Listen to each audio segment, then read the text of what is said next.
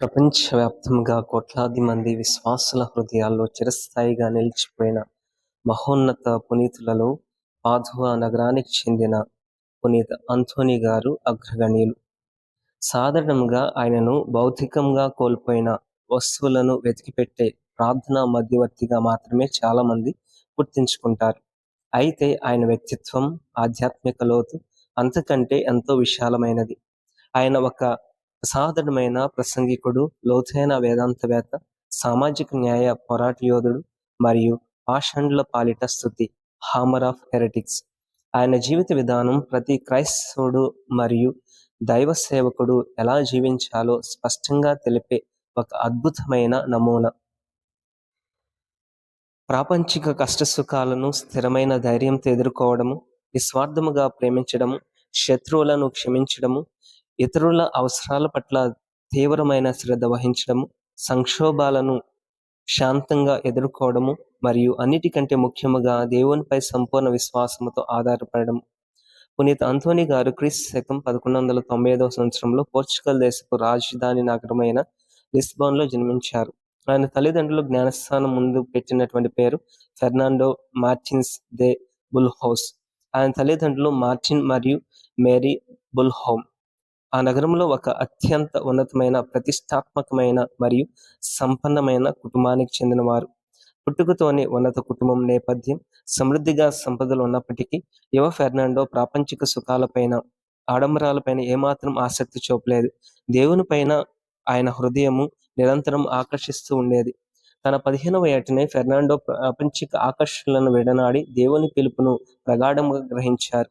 దీని ఫలితంగా ఆయన పునీత అగస్టిన్ గారి నియమాలను అత్యంత నిష్ఠగా పాటించే సన్యాసుల మఠంలో చేరాలని నిర్ణయించుకున్నారు. సన్యాస జీవితం ప్రారంభించిన యువ ఫెర్నాండోకు ఆశ్రమంలో ప్రశాంతత లభించలేదు. ఆయన ఒక ఉన్నత కుటుంబానికి చెందినవాడు కావడం వలన ఆయన పాత స్నేహితులు, బంధువులు తరచుగా ఆశ్రయానికి వచ్చి పనికిరాని రాజకీయ ప్రాపంచిక చర్చలతో ఆయన ఏకాంతానికి, ప్రార్థనకు మరియు వేదాంత అధ్యయనానికి తీవ్ర ఆటంకం కలిగించేవారు. ఇది గమనించిన ఫెర్నాండో హోలీ క్రాస్ ఆశ్రమానికి బదిలీ చేయబడ్డారు. 1220వ సంవత్సరంలో కోయంబ్రా నగరంలో జరిగిన ఒక చారిత్రక సంఘటన యువ గురువైన ఫెర్నాండో జీవితంలో ఒక అనూహ్యమైన, నిర్ణయాత్మకమైన మలుపుకు దారితీసింది. మరొక దేశానికి క్రీస్తు సువార్తను ప్రకటించడానికి వెళ్లి అత్యంత ధైర్య సాహసాలు ప్రదర్శించి మొదటి 5 ఫ్రాన్సిస్కో సభ మిషనరీలు అక్కడ హింసించబడి వేద సాక్షులుగా మరణించారు. ఆ అమర వీరుల పవిత్ర అవశేషాలు స్వయంగా చూసిన ఫెర్నాండో హృదయంలో దైవ ప్రేమ అనే అగ్ని రగిలింది. క్రీస్తు సువార్త కోసం తన ప్రాణాలను అర్పించాలనే అత్యంత బలమైన కోరిక ఆయనలో కలిగింది. ఎంతో సౌకర్యవంతమైన అగస్టిన్ సభను విడనాడి అత్యంత పేదరికంలో జీవించే ఫ్రాన్సిస్కో సభలో చేరడానికి అనుమతిని కోరారు. ఫ్రాన్సిస్కో సభలో చేరిన వెంటనే పాత జీవితాన్ని విడిచిపెట్టడానికి గుర్తుగా ఆయన తన పేరును అంథోనీగా మార్చుకున్నారు. వేదసాక్షిగా మరణించి దేవుని పట్ల తనకున్న ప్రేమను నిరూపించుకోవాలనే అంతులేని ఉత్సాహంతో అంథోనీ గారు వెంటనే మరొక దేశానికి బయలుదేరారు. కానీ సర్వశక్తిమంతుడైన దేవుని ప్రణాళిక మరోలా ఉంది. అంథోనీ వారు మరొక చేరుకున్న వెంటనే అత్యంత తీవ్రమైన అనారోగ్యానికి గురి అయ్యారు. వేదసాక్షి కావాలన్న ఆయన కల నెరవేరలేకపోయింది. కనీసం మంచం మీద నుండి లేవలేని పరిస్థితి ఏర్పడింది. ఆయన ప్రాణాలు దక్కించుకోవాలంటే తిరిగి పోర్చుగల్ వెళ్ళక తప్పని పరిస్థితి తలెత్తింది. తిరిగి స్వదేశానికి వెళ్ళడానికి ఆయన ఒక ఓడ ఎక్కగా ప్రయాణ మధ్యలో అది భయంకరమైన ఆ తుఫానులో చిక్కుకుంది. ఆ తుఫాను దాటికి ఓడ దారి తప్పి ఇటలీ దేశంలో సిసిలీ తీరానికి చేరింది. అదే సమయంలో అనగా 1221 సంవత్సరంలో అసిసి నగరంలో ఫ్రాన్సిస్కో సభ యొక్క అత్యంత ప్రసిద్ధమైన చారిత్రక సమావేశం చాప్టర్స్ ఆఫ్ ది మార్చ్ జరుగుతుంది. ఆ సమావేశానికి అంథోనీ వారు హాజరయ్యారు. అక్కడ ఆయన ఫ్రాన్సిస్కో సభ స్థాపకుడైన అసమాన దైవభక్తుడైన పునీత ఫ్రాన్సిస్ ఆఫ్ అసిసి గారిని స్వయంగా కలుసుకున్నారు. ఆ కలయిక అంథోనీ గారి ఆధ్యాత్మిక జీవితానికి మరింత ఉన్నత శిఖరాలకు చేర్చింది. అసిసి సమావేశం ముగిసిన తరువాత ఎవరికీ పెద్దగా పరిచయం లేని అంథోనీ గారు ఉత్తర ఇటలీలోని ఫ్లోరి అనే నగరంలో గల ఒక చిన్న ఆశ్రమంలో చాలా నిరాడంబరమైన, ఏకాంతమైన మరియు కఠినమైన సన్యాసి జీవితాన్ని గడుపుతున్నారు. ఆయనలో ఉన్న అపారమైన జ్ఞానం అప్పటి వరకు ఎవరికీ తెలియదు. ఆయన కేవలం ఒక సాధారణ సన్యాసిగానే అందరూ భావించారు. ఒకరోజు అక్కడ ఒక గురు అభిషేక్ మహోత్సవానికి అనేక మంది సన్యాసులు హాజరయ్యారు.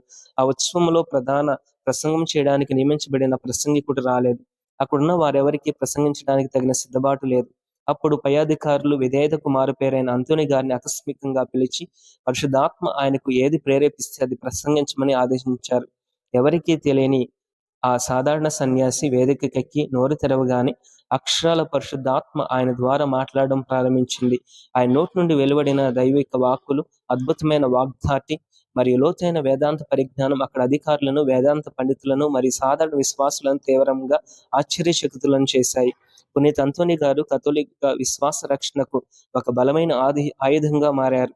ఆయన ప్రసంగాలలో క్రీస్తు ప్రేమ, దైవిక సత్యం మరియు పవిత్ర గ్రంథ వాస్తవాలు అద్భుతమైన రీతిలో కలిగలిసి ఉండేవి.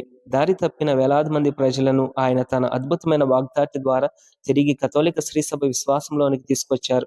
మత విరోధుల కఠిన హృదయాలను ఛేదించి సత్యాన్ని స్థాపించినందుకు గాను ఆయనకు చరిత్రలో పాషండుల పాలిట ది హామర్ ఆఫ్ హెరిటిక్స్ అనే బిరుదు స్థిరపడిపోయింది. పునీత్ అంతోని గారికి ప్రపంచవ్యాప్తంగా అద్భుతాల పునీతుడు అని అత్యంత భక్తితో పిలుస్తారు. ఇటలీలోని రిమిని నగరంలో మత విరోధులు అత్యధికంగా ఉండేవారు. ఒకరోజు అంతోని గారు క్రీస్తు సువార్తను ప్రకటించడానికి అక్కడికి వెళ్లారు. కానీ అక్కడ నాయకుల ఆదేశాల మేరకు ప్రజలు ఆయన మాటలు వినడానికి పూర్తిగా నిరాకరించారు. పైగా దేవుని వాక్యాన్ని తృణీకరించి ఆయనను దారుణంగా ఎగతాళి చేశారు. అప్పుడు అంతోని వారు ఏమాత్రం నిరాశ పడకుండా సమీపంలోని సముద్రం తీరం వద్దకు వెళ్లారు. సముద్రం వైపు తిరిగి మత విరోధులు దేవుని వాక్యాన్ని తిరస్కరిస్తున్నారు కాబట్టి సృష్టిలో భాగమైన చేపలైన మీరైనా దేవుని వాక్యాన్ని వినండి అని బిగ్గరగా పలికారు. వెంటనే ఒక ఊహించని అద్భుతం జరిగింది. వేలాది చేపలు ఒక చోట గుమికూడి నీటిపైకి తమ తలలనెత్తి ఎంతో శ్రద్ధతో ఆయన మాటలను వింటున్నట్టుగా నిలబడ్డాయి. దైవికమైన ఈ అద్భుతాన్ని కళ్ళారా చూసి అక్కడ ప్రజలు కఠినమైన గర్వంతో కూడినటువంటి హృదయాలు కరిగిపోయాయి. వారు తమ తప్పులను తెలుసుకుని అంతోని గారి ప్రసంగాలను శ్రద్ధగా విని పశ్చాత్తాపపడి తిరిగి కథోలిక విశ్వాసంలోనికి వచ్చారు. క్రీస్తు దివ్య ప్రసాదంలో నిజముగా దేవుడు ఉన్నాడా లేడా అని ఒక కరుడుగట్టిన మత విరోధి అంతోని గారిని సవాలు చేశాడు. ఒకవేళ తన గాడిద దివ్య ప్రసాదానికి ఆరాధనగా మోకరిల్లితే తాను క్రీస్తు ఉనికిని నమ్ముతాను అని అతను ఒక వింత షరతును పెట్టాడు. ఆయన సవాళ్లను అంతోని గారు అంగీకరించారు. ఆ గాడిదకు 3 రోజుల పాటు ఎలాంటి ఆహారం పెట్టవద్దని ఆ వ్యక్తికి ఆదేశించారు. 3వ రోజు ఆ వ్యక్తి తీవ్రమైన ఆకలితో ఉన్న తన గాడిదకు ఇష్టమైన ధాన్యాన్ని ఒక పాత్రలో తీసుకురాగా అంతోని గారు పవిత్రమైన దివ్య ప్రసాదాన్ని చేతబోని అక్కడికి వచ్చారు. ఆ గాడిద 3 రోజులుగా ఆకలితో మాడిపోతున్నప్పటికీ తన ముందున్న ఇష్టమైనటువంటి ధాన్య పాత్ర వైపు వెళ్లకుండా వెంటనే పునీత్ అంతోని గారి చేతిలో ఉన్న దివ్య ప్రసాదం వైపు వెళ్లి అత్యంత భక్తితో తన 2 ముందు కాళ్లను మడిచి మోకరిల్లింది. ఈ అద్భుతం దివ్య ప్రసాదంలో క్రీస్తు నిజముగానే ఉన్నాడని లోకానికి నిరూపించిన అత్యంత గొప్ప చారిత్రక ఘట్టం. పాదువా నగరానికి చెందిన లియోనార్డో అనే యువకుడు తన పాపాలను ఒప్పుకోవడానికి అంతోని గారి వద్దకు వచ్చాడు. తను విపరీతమైన కోపంతో కన్న తల్లిని గట్టిగా తన్నాను అని అతడు తన పాపాన్ని ఒప్పుకున్నాడు. కన్న తల్లిదండ్రులను శారీరకంగా గాయపరచడం దేవుని దృష్టిలో ఎంత ఘోరమైన పాపం వివరిస్తూ అంతోని గారు పాపం చేసిన అవయవాన్ని పెరిగి పారవేయాలన్నారు. ఆ యువకుడు ఆ మాటలను అక్షరాలు తీసుకుని నేరుగా ఇంటికి వెళ్లి గొడ్డలతో తన కాళ్ళను నిర్దాక్ష్యంగా నరికివేసుకున్నాడు. ఈ ఘోరాన్ని చూసిన తల్లి భయంతో రోధిస్తూ అంతోని గారి సహాయం కోసము పిలిచింది. అంతోని గారు వెంటనే అక్కడికి చేరుకున్నారు. ఆ యువకుడు పరిస్థితి చూసి చలించిపోయారు. సర్వేశ్వరుని అనంత కృపతో ఆయన ఆ యువకుని కాలును తిరిగి శరీరానికి అతికించారు. ఒకరోజు ఫ్రాన్సిస్కో సభలో కొత్తగా చేరిన ఒక యువ సన్యాసి కఠినమైన ఆ సన్యాసి జీవితం తనకు సరిపడదని భావించి రాత్రికి రాత్రి ఆశ్రయం విడిచి వెళ్ళిపోతూ ఎవరికి చూడకుండా అంతోని గారికి అత్యంత విలువైన కీర్తనల గ్రంథాన్ని దొంగిలించిపోయాడు. మరుసటి రోజు తన ప్రాణప్రదమైన గ్రంథం పోయిందని తెలుసుకున్న అంతోని గారు తీవ్ర మనోవేదన గురి అయి అది తిరిగి దొరకాలని దేవుణ్ణి కన్నీటితో ప్రార్థించారు. దేవుని శక్తి ఎంత అద్భుతమైనదంటే సరిగ్గా అదే సమయంలో ఆ దొంగిలించిన యువకుడు మనసులో తీవ్రమైన అపరాధ భావం, భయంకరమైన పశ్చాత్తాపం కలిగాయి. దేవుని అదృశ్య శక్తి అతడిని వెనక్కి నడిపించింది. అతడు వెంటనే ఆశ్రమానికి తిరిగి వచ్చి ఆ గ్రంథాన్ని అంతోని గారికి అప్పగించి తన తప్పును పశ్చాత్తాపంతో ఒప్పుకున్నారు. అప్పటి నుండి విశ్వాసులు తాము కోల్పోయిన భౌతిక వస్తువుల కోసం, అలాగే కోల్పోయిన ఆధ్యాత్మిక సంపద అయిన విశ్వాసం, శాంతి, భరోసా కోసం ఆయన ప్రార్థించడం ప్రారంభించారు. శ్రీసభలోని పవిత్ర చిత్రాలలో, విగ్రహాలలో పునీత్ అంతోని గారి ఎడమ చేతిలో పవిత్రతకు చిహ్నమైన ఒక తెల్లటి లిల్లీ పువ్వును లేదా పవిత్ర గ్రంథాన్ని, కుడి చేతిలో బాలయేసును అత్యంత ప్రేమతో ఎత్తుకొని ఉన్నట్లుగా కనిపిస్తాయి. దీనికి కారణం ఆయన పొందిన అరుదైన దైవిక దర్శనం. ఒకసారి అంతోని గారు ప్రాపంచిక ఘోషకు దూరముగా ప్రార్థన చేసుకోవడానికి ఒక యజమాని ఇచ్చిన ప్రశాంతమైన ఆశ్రమానికి వెళ్లారు. ఒక రాత్రి ఆయన అత్యంత లోతైన ఏకాంత ప్రార్థనలో మునిగి ఉండగా క్రీస్తు ఒక అందమైన చిన్న శిశువుగా ఆయనకు దర్శనమిచ్చారు. ఆ గది అంత అసాధారణమైన దైవిక కాంతితో, ఆనందముతో, స్వచ్ఛమైన నవ్వులతో నిండిపోయింది.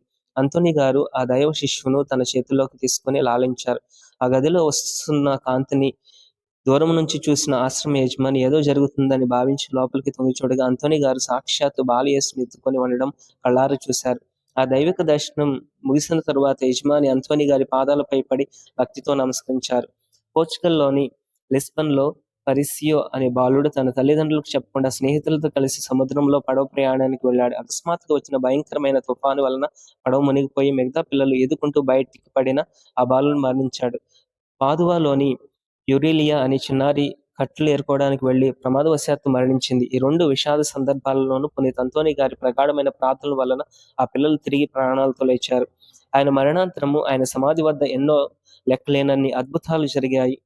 ఒక కాలు వాపుతో తీవ్రంగా బాధపడుతున్న మహిళ తన 2 ఊతకర్రల సాయంతో నడవలేక నడుచుకుంటూ ఆ సమాధి వద్దకు వచ్చి ప్రార్థించింది. కొద్దిసేపటికి ఆమె ప్రార్థన ఆలకించబడి ఆ వాపు పూర్తిగా మాయమై ఆమె చర్మం సాధారణ స్థితికి చేరుకుంది. అంతోని వారు కేవలం ప్రార్థనలకు మాత్రమే పరిమితం కాలేదు. 13వ శతాబ్దంలో వాణిజ్యం వికసిస్తున్న సమయంలో సామాన్య ప్రజలపై ధనవంతుల దోపిడీ, పేరాస, స్వార్థం పెరిగిపోవడాన్ని ఆయన తీవ్రంగా ఖండించారు. ధనవంతులను ఉద్దేశించి ఆయన చేసిన హెచ్చరిక ఎంతో ప్రశంసనీయమైనది. ఓ ధనవంతులారా, పేదలతో స్నేహం చేయండి, వారిని మీ ఇళ్లలోకి స్వాగతించండి. తదనంతరం మిమ్మల్ని నిత్యమైన గుడారాల్లోకి అనగా శాంతి, భద్రత మరియు నిత్యమైన ఆనందం ఉండే పరలోక ప్రదేశంలోనికి స్వాగతించేది వారే. పునీత్ అంతోని గారి ప్రసంగాలలో కొన్ని వాక్యాలు నేటికి ఆణిముత్యాల్లాగా ప్రకాశిస్తూ విశ్వాసులను మార్గదర్శనంలో చేస్తున్నాయి. క్రియలు పదాల కంటే బిగ్గరగా మాట్లాడతాయి. మీ మాటలు బోధించనివ్వండి మరియు మీ క్రియలు మాట్లాడనివ్వండి. Actions speak louder than words. Let your words teach and your actions speak. ప్రేమ విశ్వాసానికి ప్రాణం, అది దానికి జీవం పోస్తుంది. ప్రేమ లేనిదే విశ్వాసం చనిపోతుంది. Charity is the soul of faith, makes it alive. Without love faith dies. నమ్రత అనే ఆత్మ తేనె కంటే మధురమైనది. The spirit of humility sweeter than honey. పునీత్ అంతోని గారు 1231 జూన్ 13వ తేదీన పాదువా నగర సమీపంలో అర్సెల్లా వద్ద తన 36వ ఏట మరణించారు. ఆయన ఫ్రాన్సిస్కు సన్యాసిగా గడిపిన కాలం కేవలం 10 సంవత్సరాలు మాత్రమే అయినప్పటికీ ఆయన సాధించిన కార్యాలు అమోఘమైనవి. ఆయన మరణించిన వెంటనే అద్భుతాలు జరగడం ప్రారంభించాయి. పోప్ గ్రెగోరీ 9 అంతోని గారిని నిబంధన మందసం, ఆర్క్ ఆఫ్ ది టెస్టమెంట్ అని అభివర్ణించారు. ఆయన మరణించిన కేవలం 1 సంవత్సరం లోపే 1232లోనే ఆయనను పునీతుడిగా ప్రకటించారు. శ్రీసభ చరిత్రలో ఇంత త్వరగా పునీతునిగా ప్రకటించబడిన వారిలో ఆయన ఒకరు. పునీత్ అంతోని వారు భౌతికంగా ఈ భూమిపై కేవలం 36 సంవత్సరాలు మాత్రమే జీవించినప్పటికీ అందులో దేవుని కోసం ఫ్రాన్సిస్కో సన్యాసిగా గడిపింది కేవలం 10 సంవత్సరాలు మాత్రమే అయినప్పటికీ ఆయన కథోలిక శ్రీసభలో మరియు ప్రపంచ చరిత్రలో వేసిన ముద్ర చిరస్థాయిగా నిలిచిపోయింది. దేవునిపై అచంచలమైన విశ్వాసం, క్రీస్తు శిలువ పట్ల అపారమైన మరియు హృదయపూర్వకమైన ప్రేమ మరియు పవిత్ర గ్రంథ వాక్యాలను సామాన్య ప్రజల హృదయాల్లోకి బలంగా నాటగల అసాధారణ వాగ్దాటి ఆయన సొంతం. పాషండుల, మత విరోధుల కఠిన హృదయాలను ఆయన తన కోపంతో కాకుండా క్రీస్తు ప్రేమతో కరిగించారు.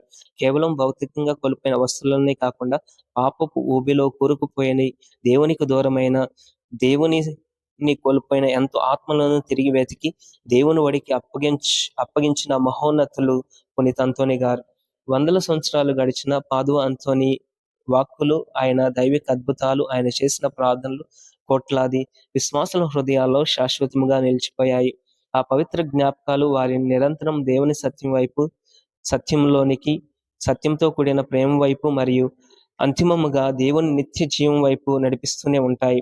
అటువంటి గొప్ప ప్రసంగికుడు, వేదాంతవేత్త మరియు అద్భుతాల పునీతుడైన అంతోని గారి ద్వారా దేవునికే మహిమ కలుగునుగాక. జననీ మరియతో నీ అనుబంధము మా అందరికీ ఆదర్శనీయం.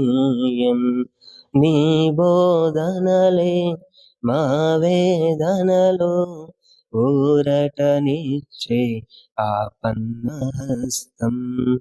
జననీ మరియతో నీ అనుబంధము మా అందరికీ ఆదర్శనీయము. నీ బోధనలే మా వేదనలో ఊరటనిచ్చే ఆపన్నహస్తము. పాదువపురమున పావన పరచిన అంతోని వారమా ప్రార్థించుము, నిన్ను కీర్తింతుము, నేను ప్రణుతింతుము, నిన్ను స్మరింతుము, మాకై ప్రార్థించుము. నిన్ను కీర్తింతుము, నిన్ను ప్రణుతింతుము, నిన్ను స్మరింతుము, మాకై ప్రార్థించుము. అంతోనివారా పాదువపురపు అంతోనివారా పావన చరితుడ అంతోనివారా పాదువపురపు అంతోనివారా పావన చరితుడ అంతోనివారా పరమ పవిత్రుడ అంతోనివారా ప్రార్థన పరుడ శ్రీయేసు బాటలు నడిపించుము. నిన్ను కీర్తింతుము, నిన్ను ప్రణుతింతుము, నిన్ను స్మరింతుము, మాకై ప్రార్థించుము. నిన్ను కీర్తింతుము, నిన్ను ప్రణుతింతుము, నిన్ను స్మరింతుము, మాకై ప్రార్థించుము. అంతోనివారా పాదువపురపు అంతోనివారా పావన చరితుడ అంతోనివారా పాదువపురపు అంతోనివారా పావన చరితుడ.